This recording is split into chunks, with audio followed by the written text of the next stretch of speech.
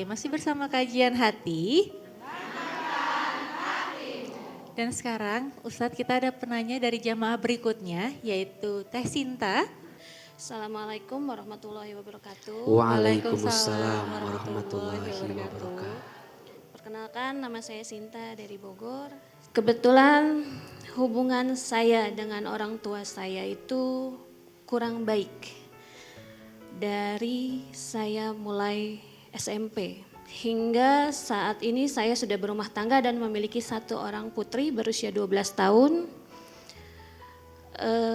Hubungan kami pun sempat berjarak, bahkan tidak ada komunikasi sama sekali selama 5 tahun sama ayah maupun ibu.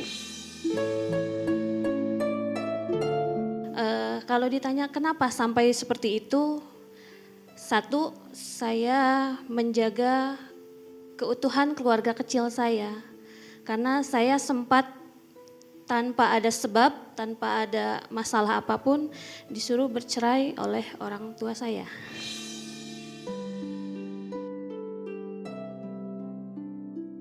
Belum lama qadarullah ibu saya itu berpulang karena sakit. Ibu saya seperti memberikan clue, memberikan tidak seperti yang kamu lihat, tidak seperti yang kamu rasakan sesungguhnya. Saya melihat ternyata sumber permasalahan itu ada di ayah saya. Beliau seperti mengadu domba antara saya dengan kakak saya.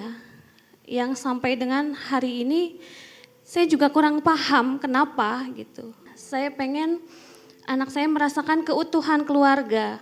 Karena hampir 7 tahun lebaran ini anak saya hanya berlebaran dengan saya dan ayahnya. Ayah saya selalu mendoktrin bahwa keluarga besar itu tidak baik dan faktanya sangat amat jauh. Bahkan tante-tante saya, om-om saya, adiknya mamah itu yang kebetulan keluarganya di Bogor semua sangat amat merangkul saya gitu loh. Nah yang saya pertanyakan, apakah saya berdosa jika saya memberi jarak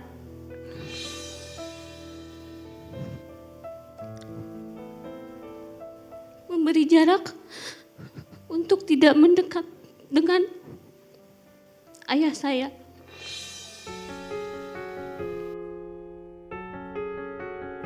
Terima kasih. Wassalamualaikum warahmatullahi wabarakatuh. Waalaikumsalam warahmatullahi wabarakatuh. Ini Ahilman lihat ada beberapa hal yang perlu kita luruskan.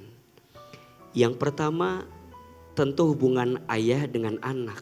Di dalam Al-Quran komunikasi antara ibu dan anak dengan komunikasi antara ayah dan anak ternyata lebih banyak komunikasi antara ayah dengan anak.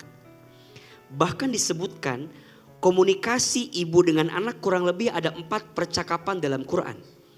Tapi percakapan antara ayah dengan anak kurang lebih ada 14 kali dalam Al-Quran. Ini menunjukkan bahwa seorang ayah itu harus punya waktu, harus punya kesempatan untuk berkomunikasi dengan siapa? Anak. Sikap karakter anak itu dibentuk oleh siapa? Ayah. Maka kadang ini perlu menjadi catatan penting untuk kita tentang peran ayah di keluarga. Yang kedua, ayah itu adalah teladan, role model, portofolio, pemimpin di keluarga. Maka jangan sampai karena kita sebagai seorang pemimpin yang harusnya mendamaikan malah meributkan. Tapi apa yang ayah lakukan ini sebuah kezoliman yang tidak bisa dibiarkan begitu saja. Nah terus nextnya gimana caranya? Menurut saya Teteh coba pinjam lisan orang lain. Maksudnya minta bantuan sama pihak ketiga untuk mendamaikan keadaan. Maka momentum Idul Fitri kemarin harusnya jadi momentum terbaik untuk menyatukan.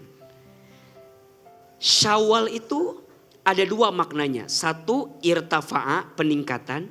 Yang kedua ibtidaul khair, permulaan yang baik. Itu Syawal. Maka mudah-mudahan dengan kajian hati hari ini masih di bulan Syawal, semoga ada momentum untuk bisa bicara. Mudah-mudahan ayah bisa memperbaiki diri, teteh juga mungkin bisa lebih memperbaiki diri. Kalau salahnya ada di ayah kita, maafin. Kalau salahnya ada di kita, minta maaf. Kadang yang bikin masalah semakin besar, kenapa? Ego masing-masing. Nah yang ketiga terkait dengan kondisi anak, maka ini keharusan kita menghadirkan kehangatan di keluarga.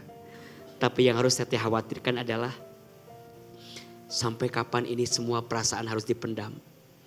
Ibu sudah kembali sama Allah. Bilang juga sama ayah. Ayah juga akan kembali sama Allah. Maukah kita menyimpan kebencian sampai Allah memanggil usia kita? Zikrul maut, ingat mati. Karena pada akhirnya saat kita kembali kepada Allah, kita gak akan bawa apa-apa kecuali hati yang selamat. Yauma la yanfa'u malun wala banun illa man atallaha biqalbin salim. Ada satu hari di mana harta, kedudukan, anak-anak, keluarga tidak bermanfaat kecuali orang yang kembali kepada Allah dengan hati yang salim, dengan hati yang bersih. Selesaikan urusan dengan manusia. Jangan sampai terbawa ketika kita kembali kepada Allah Subhanahu wa taala. Semoga teteh Allah kuatkan. Masih bersama kajian hati. Oke, berikutnya ada jamaah juga yang ingin bertanya. Assalamualaikum warahmatullahi wabarakatuh. Nama saya Evi, izin bercerita sedikit ya Pak Ustadz ya. Qadarullah bulan lalu saya merupakan salah satu karyawan yang terkena PHK. Iman itu kadang naik tapi seringnya turun Pak Ustadz. Jadi kadang ada kekhawatiran yang selalu datang ya. Karena selama ini mungkin karena sudah 21 tahun saya bekerja, berpindah-pindah tempat kerja yang biasanya double income, kemudian sekarang menjadi tergantung pada suami lah istilahnya seperti itu. Saya takut bahwa kekhawatiran ini jadi saya kufur nikmat Pak Ustadz. Takut enggak cukup. Sebenarnya dari suami alhamdulillah cukup Pak Ustadz, cukup ya. Anak berapa izin? Anak 2. Oke, yang Sudah, pertama yang kedua? pertama SMA kelas 1, sedangkan yang kedua baru mau masuk SMA. Di tahun ini mau masuk SMA. Oke, jadi Iya. cukup berat juga untuk biayanya. Alhamdulillah berat. Cuma ya memang itulah karena saya yakin sih di antara ujian itu pasti ada kebaikan. Nah terkait dengan iman yang kadang naik kadang turun itu Pak Ustadz gimana ya supaya mengantisipasi agar kita selalu ikhlas, selalu syukur terhadap nikmat. Karena saya khawatir nanti kalau saya terlalu khawatir, terlalu berpikir yang belum tentu terjadi, itu menjadikan kita sebagai orang yang kufur nikmat. Padahal sebenarnya Allah sudah menjamin ya rizki dari masing-masing orang. Demikian Pak Ustadz, Assalamualaikum warahmatullahi wabarakatuh. Waalaikumsalam warahmatullahi wabarakatuh. Baik, Bunda sayang tolong catat ini ya. Tentang takdir dalam hidup. Apa yang ditakdirkan untukmu tak akan pernah hilang darimu. Dan apa yang tidak ditakdirkan untukmu tak akan pernah datang untukmu. Jangan khawatir dengan semua yang sudah dijamin oleh Allah, termasuk rezeki. Mohon maaf, Bunda menikah dengan pasangan Bunda. Bunda punya rezeki, pasangan Bunda punya rezeki, betul? Gaji dengan rezeki itu beda. Gaji terbatas, rezeki tidak terbatas. Bunda mungkin kehilangan pekerjaan, kehilangan gaji, tapi bukan berarti kehilangan rezeki. Izin ya, punya waktu lebih lama dengan keluarga, gaji atau rezeki? Bisa nemenin anak kerjain PR sekolah, gaji atau rezeki? Sekecil apapun pendapatanmu pasti cukup untuk hidup. Tapi sebesar apapun pendapatanmu tidak akan pernah cukup untuk gaya hidup. Jadi yang bikin gak cukup bukan hidupnya, tapi apanya? Gaya hidupnya. Karena Allah pasti memberi apa yang kamu butuhkan, bukan apa yang kamu inginkan. Kamu mintanya A, tapi Allah kasihnya B. Kenapa? Karena menurut Allah yang kamu butuhkan bukan A, tapi B. Teteh waktu bekerja punya penghasilan sekian, sekarang gak bekerja, percaya sama apa yang A sampaikan.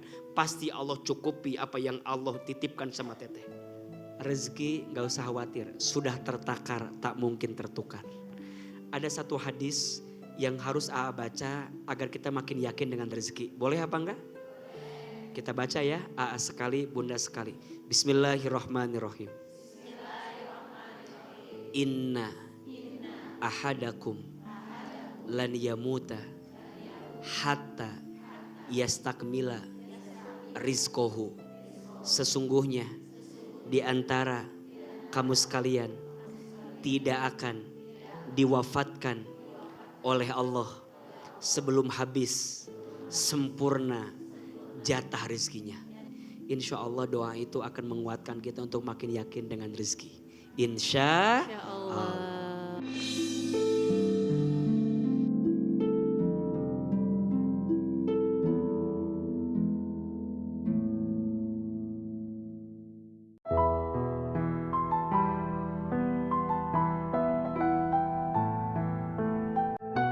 Bunda, kadang dalam hidup kita harus tenggelam dalam dosa agar kita mengerti tentang betapa besarnya ampunan dari Allah Subhanahu wa taala. Kadang kita harus tenggelam dalam maksiat agar kita paham bahwa nikmatnya taat melebihi apapun dalam kehidupan kita. Teruslah bertobat setelah berbuat maksiat. Teruslah kembali kepada Allah Subhanahu wa taala setelah kita berbuat dosa. Jangan putus asa dengan ampunan Allah. Jangan takut dengan segala kebaikan dari Allah. Karena sesungguhnya Allah maha baik. Sangat baik. Dan Allah mencintai orang yang senantiasa berbuat baik. Mudah-mudahan semua kesalahan kita menjadi pelajaran untuk kita kembali kepada Allah Subhanahu wa taala. Amin ya rabbal alamin. Allahumma la tada'lana dzamban illa ghafarta wala hamman illa farajta wala dainan illa qadaita wala hajatan min hawaijid dunya wal akhirah illa qadaitaha wa yassartaha. Ya Allah ya Rabbana, jika di antara kami hari ini ada yang banyak dosa, ada yang punya dosa, ya Allah, jangan keluarkan kami dari tempat ini kecuali Engkau ampuni dosa-dosa kami. Ya Allah, jika di antara kami ada yang sedang punya kesulitan dalam urusan hutang piutang, ya Allah, bantu kami menyelesaikannya. Bantu kami melunasinya. Ya Allah, kuatkan hati dan tubuh kami untuk melewati semua ujian yang Kau titipkan kepada kami. Ya Allah, cukupkan kebutuhan kami. Penuhi kebutuhan kami. Cukupkan kami dengan yang halal. Jauhkan kami dari yang haram. Kayakan kami dengan karunia-Mu daripada kami bergantung kepada selain-Mu. Rabbana atina fid dunya hasanah wa fil akhirati hasanah wa qina azabannar. Subhana rabbika rabbil izzati amma yasifun wa salamun alal mursalin walhamdulillahi rabbil alamin.